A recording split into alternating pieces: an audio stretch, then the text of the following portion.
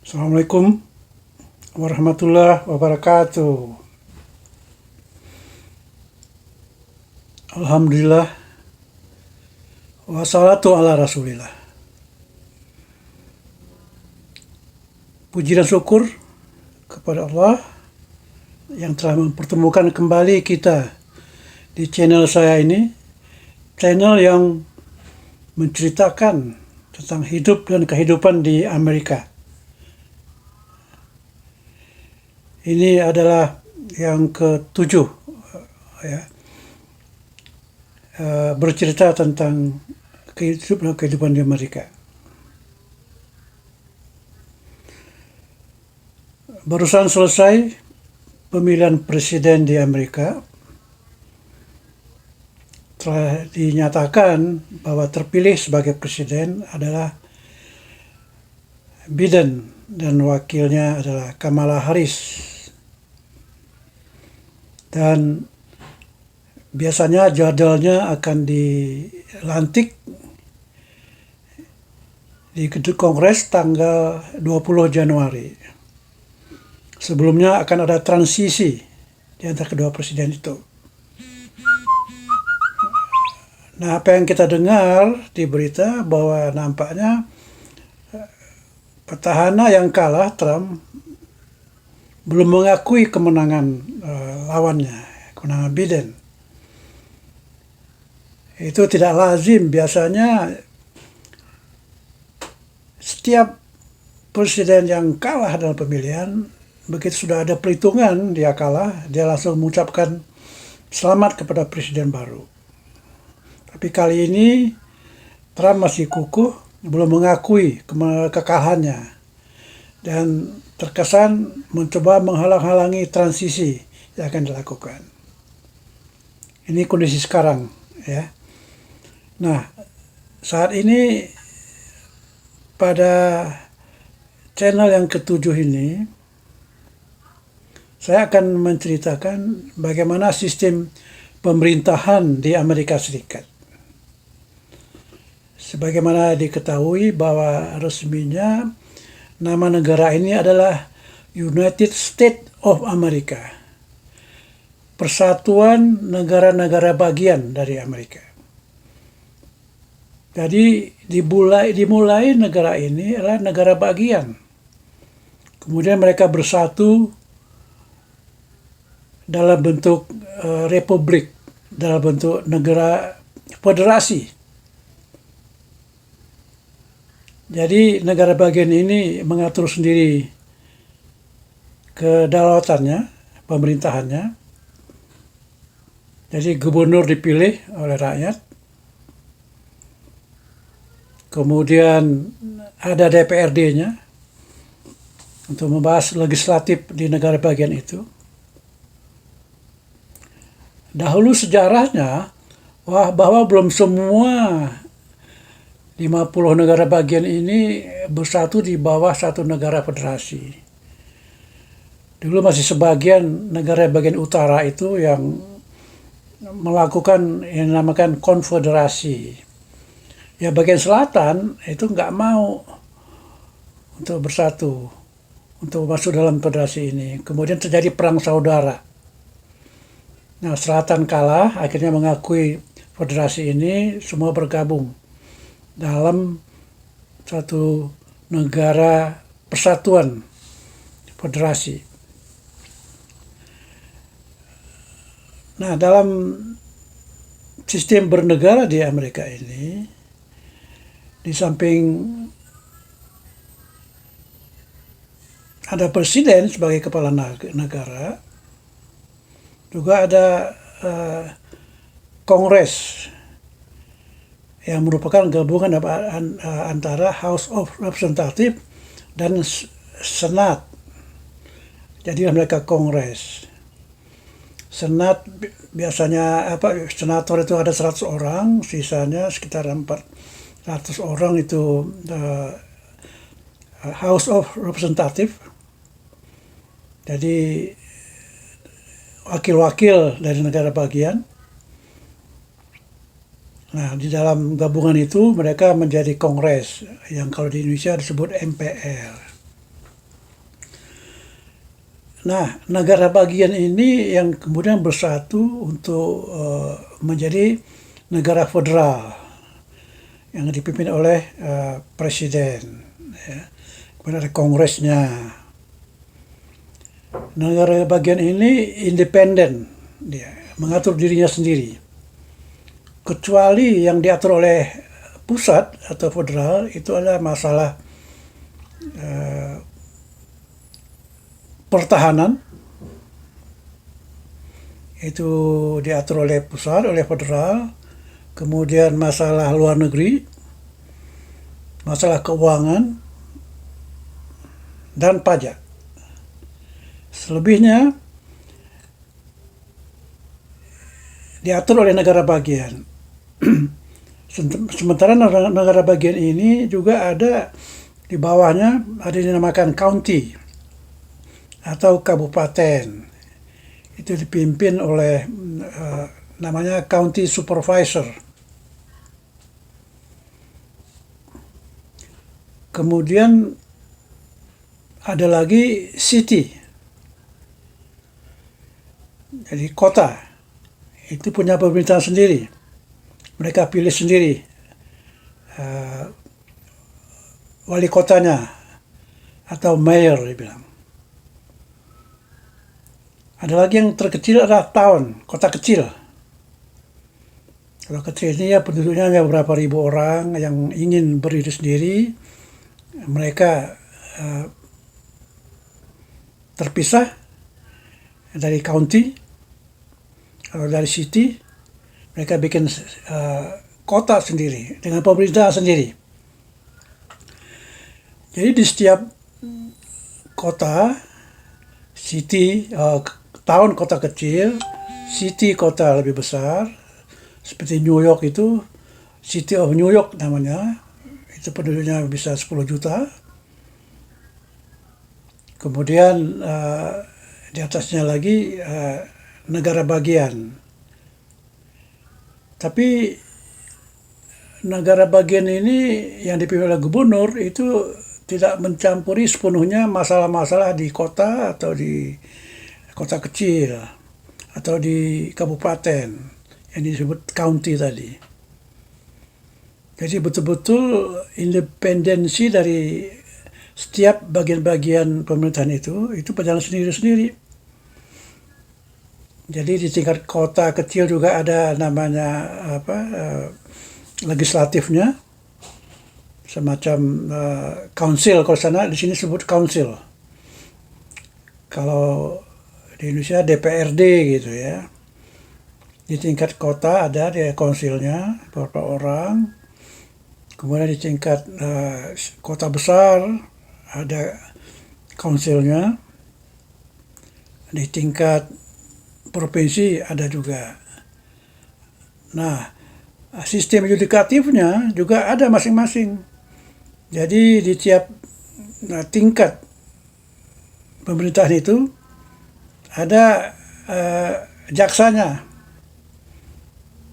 tersebut DA, District of Attorney, jaksa yang menegakkan hukum, dan ada pengadilannya. Jadi setiap orang yang tersangka yang perlu dibawa ke pengadilan itu dituntut oleh District Attorney ini atau jaksa setempat. Ya. Jadi begitu tingkatannya ya, dari presiden, gubernur, county supervisor tingkat kabupaten, kemudian city. City ini ada yang besar sekali, seperti bisa menjadi satu jumlah penduduk yang besar, seperti New York itu City of New York namanya. Kota tersibuk mungkin di dunia dengan 10 juta penduduk lebih kurang. Kemudian juga ada pusat keuangan dunia. Sementara ibu kota federasi atau federal ini di Amerika itu di kota kecil, Washington DC. Washington DC ini negara disebut District of Columbia, DC, District of Columbia. Itu semacam daerah khusus ibu kota, kayak DKI begitu. Tapi dia bukan kota besar. Tapi semua kementerian, kantor presiden disebut White House, tinggal juga sekalian di sana. Kongres juga di Washington DC. Senat juga di situ berkantor. Kementerian-kementerian semua. Mahkamah Agung ada di Washington DC. Jadi itu kota pemerintahan pusat. Penduduknya cuma berjumlah 500.000 kira-kira. Nah, dia punya juga perwakilan di Kongres, tapi tidak punya hak suara karena kekhususannya itu. Jadi saudara sekalian, presiden itu hanya betul-betul berfungsi sebagai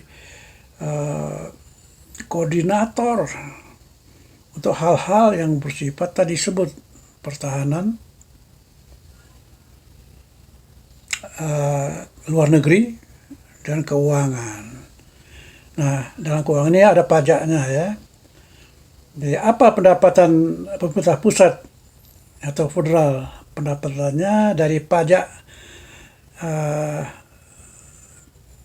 pendapatan, baik pendapatan perorangan maupun pendapatan perusahaan.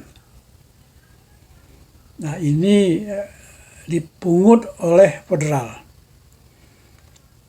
Yang dipungut oleh negara bagian atau provinsi itu pajak bumi dan bangunan atau property tax namanya. Termasuk pajak kendaraan dan lain-lain. Nah, pajak pendapatan ini juga dibagikan juga nanti ke negara bagian. Nanti negara bagian meneruskan juga sebagian ke city atau kota kecil di bawahnya. Begitu. Jadi income terbesar daripada negara Amerika ini adalah dari pajak. Pajak pendapatan, pajak PPN dari jual beli. Setiap jual beli di sini yang resmi itu tidak bisa lepas dari membayar pajaknya. Dipungut dari pembeli. Penjual yang bertugas memungut, pembeli berkewajiban membayar. Itu semua tercatat di dalam sistem yang ada. Begitu. Jadi saudara sekalian, demikian ya sekilas tentang sistem bernegara di Amerika ini. Jadi polisi itu pun sesuai dengan kotanya masing-masing. Jadi dikenal itu kalau di Amerika ini yang di ujungnya namanya PD atau PD itu Police Department. Kalau di New York itu NYPD. Ya. Kalau Chicago PD. Ya. Jadi kalau di filmnya dibuat di New York itu kalau melibatkan polisi itu cukup banyak dilihat kan NYPD logonya. Jadi nah itu di tingkat kota. Di tingkat pusat polisinya yang untuk melakukan keamanan, kalau itu sudah merupakan lintas negara bagian atau untuk kasus-kasus tertentu, misalnya woman trafficking, ya, penyeludupan wanita atau child trafficking atau narkoba, itu ditangani oleh FBI. Narkoba itu kan selalu disalurkan melalui lintas batas. Polisi di negara bagian itu sendiri, di kota juga sendiri, tergantung kotanya. Saya pernah dulu di kota kecil, namanya Herndon di Virginia, penduduknya cuma puluhan ribu orang. Tapi ada polisinya sendiri, Herndon Police Department namanya. Nah, ini secara struktural nggak ada hubungan. Jadi nggak ada polisi tingkat nasional yang membawahi yang di bawahnya kota-kota, itu nggak ada. Seperti kita di tanah air. Jadi kepala polisi pusat tuh nggak ada. Jadi polisi itu independen di sesuai negara kotanya masing-masing. Dan juga kepala polisinya itu di hire atau diterima direkrut secara terbuka, diumumkan di koran, kota ini memerlukan kepala polisi dengan pesertaan ini. Tapi akademi polisi juga ada yang dikelola secara negara bagian atau pusat. Nah, bagaimana dengan polisi tingkat pusat? Polisi tingkat pusat yang mengatur keamanan ini disebut FBI, Federal Bureau Investigation. Nah, FBI ini semacam polisi federal. Kalau dia sudah menangani, maka polisi lokal itu cuma bersifat membantu. Tapi kalau ada kasus-kasus lokal yang mereka dianggap tidak perlu terlibat, FBI nggak dilibatkan. Nah, FBI ini biasanya berpakaian preman saja, nggak ada pakai jas begitu kan. Nanti kalau bertugas dia ada pakai jaket yang di belakangnya bertuliskan FBI. Jadi nggak ada tanda pangkat, nggak ada baju seragam. Nah, jadi dia bertugas atau melakukan tugas dalam bentuk tidak terdeteksi kecuali dia pakai jaket. Artinya dia pakai preman saja. Ada juga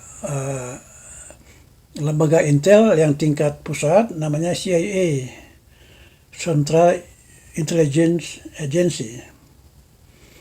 Nah, ini urusan politik luar negeri lah, ya, untuk berhubungan dengan masalah-masalah keamanan di luar negeri, CIA ini. Ada juga polisi, bukan polisi, tentara yang dikontrol oleh secara pusat. Namanya National Guard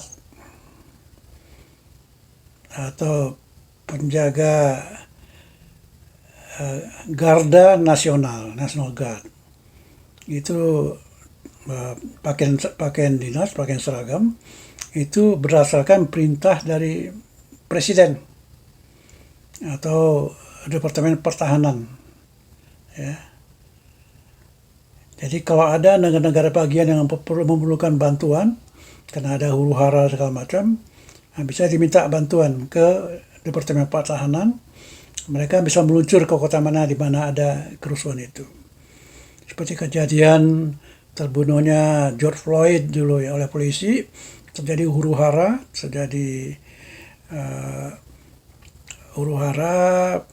pembakaran, polisi setempat nggak bisa mengamankan, minta bantuan dari presiden. Presiden perintahkan Menteri Pertahanan untuk mendeploy atau mengirimkan tentara nasional ke sana. Tapi mereka ini tugasnya memang hanya untuk suatu waktu saja. Ya. Jadi ini sekalian, saudara sekalian, tentang sistem pemerintahan di Amerika. Pada dasarnya negara-negara bagian itu atau provinsi mengatur sendiri, kecuali masalah keuangan, mencetak uang, itu ada Federal Reserve namanya, mencetak uang kalau diperlukan. Ada Departemen Perdagangan yang mengatur tarif dan segala macam kalau berhubungan dengan luar negeri. Ada Departemen Pendidikan yang juga menerapkan kebijakan secara nasional, tapi juga tetap menghargai keputusan lokal setempat. Ya. Terus kalian demikian sekilas tentang sistem pemerintahan di Amerika. Silahkan kalau ada pertanyaan, komen, atau tambahan, cantumkan di kolom komentar. Jangan lupa juga subscribe, kirim ke teman, share, dan beri komentar yang diperlukan.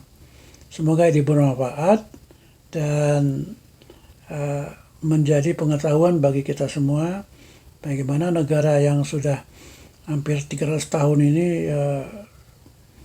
hidup, dimulai juga dengan sistem ala koboi-koboi begitu, ya, mana yang jago tembak dia yang berkuasa. Juga kemudian ada perang sipil, perang antara utara dan selatan. Akhirnya sekarang lebih tertib, sistemnya telah berjalan dengan baik. Jadi siapapun presidennya, karena sistemnya sudah ada, tinggal menjalankan saja pemerintahan ini selama 4 tahun atau 8 tahun kalau terpilih lagi, ya. Setelah itu tidak bisa lagi mencalonkan untuk yang ketiga kalinya. Jadi beda, Indonesia 5 tahun, kalau kita di Amerika ini 4 tahun. Sekian, terima kasih. Corona masih menjadi hangat, masih terus hidup. Mudah-mudahan corona ini cepat berakhir, kita sudah bisa hidup normal kembali sebagaimana sedia kalanya. Billahi taufiq wal hidayah. Wassalamualaikum warahmatullahi wabarakatuh.